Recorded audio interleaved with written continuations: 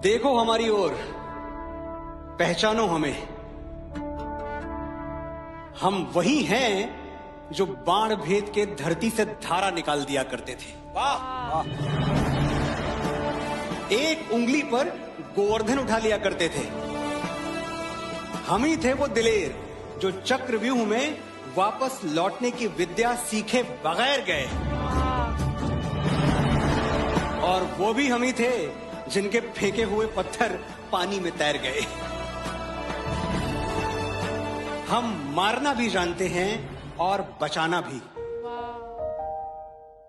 हमने दुश्मन के लिए फाइटर जेट्स बनाए, संगीन बनाई, और जब जिंदगी की सांस टूटने लगी तो हम ही ने वैक्सीन बनाई। भारत सलाम! और लिख दिया उस वैक्सीन पर, सर्वे संतु निरामया, यानी ईश्वर सिर्फ हम पर ही नहीं, हर किसी पर, सब पर करें दया।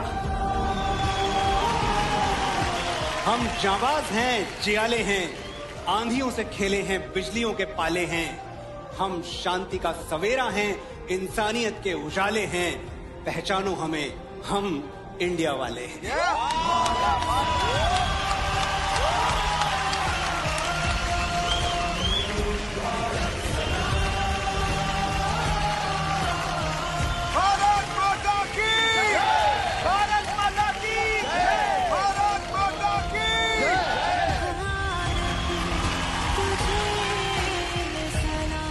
लेडीज एंड जेंटलमैन, ये है आज के दौर के प्रख्यात और बेहतरीन गीतकार जिनके हिट गानों की लिस्ट तेरी गलियां, कौन तुझे यूं प्यार करेगा, एक्सेट्रा एक्सेट्रा, काफी लंबी है।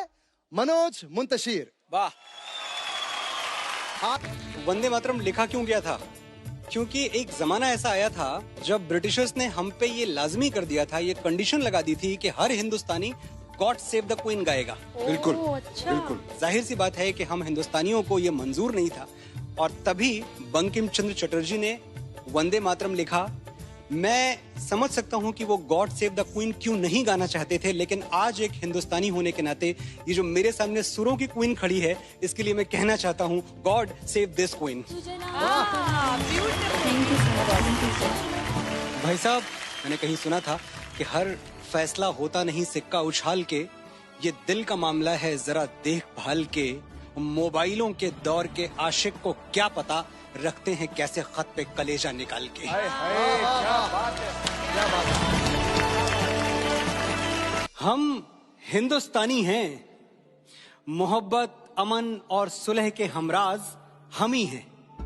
विश्व शांति के लिए उठने वाली सबसे बुलंद आवाज हम ही हैं। देख लो हमारी हिस्ट्री उठा के, 5000 सालों में हमने किसी पर अटैक नहीं किया, कहीं जंग का कहर तोड़ा नहीं, लेकिन किसी ने हमारी तरफ आंख उठा के देख लिया तो हमने उसे देखने लायक छोड़ा नहीं।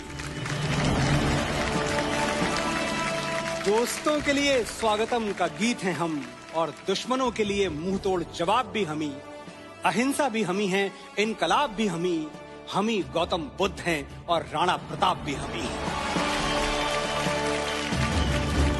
गलती से भी तुमने हमारी शराफत को कमजोरी समझ लिया तो बहुत पछताओगे। बांसुरी बजाने वाली उंगलियों ने सुदर्शन चक्र उठा लिया तो कहां जाओगे।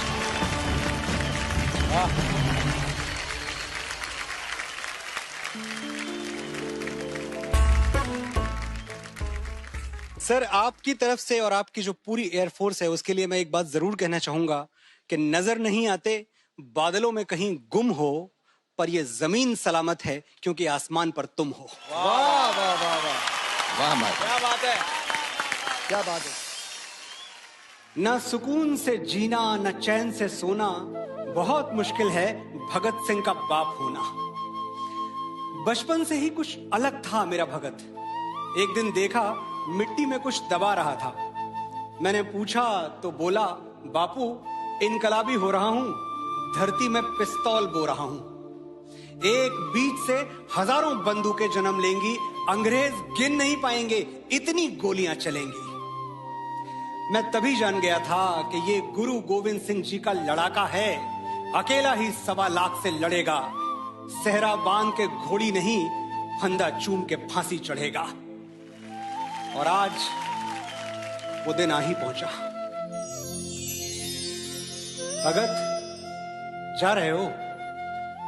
हाँ बापू, बड़े दिन से जिसका इंतजार था वो शुभ घड़ी आई है। आज मौत से मेरी सगाई है। इनकलाब, इनकलाब, इनकलाब। साइंस कहता है कि दुनिया का कोई भी इंसान नहीं सह सकता 0 से नीचे और 50 से ऊपर का तापमान। 0 से नीचे चटक जाती हैं हड्डियां, 50 से ऊपर पिघल जाती हैं मांसपेशियां। तो फिर ये लोग कौन हैं जो सियाचिन के ग्लेशियर पर -30 डिग्री में तिरंगे के तार कस रहे हैं?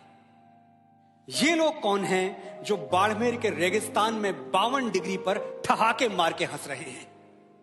ऐसी जांबाजियां हाड़ मांस के पुतलों में कहां? इसके लिए तो कोई यक्ष या देवदूत चाहिए।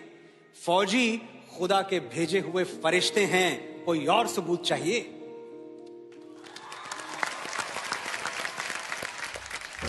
भले कच्ची उम्र में जिंदगी की शाम आ जाए, ये मुमकिन ही नहीं कि खून पे इल्जाम आ जाए।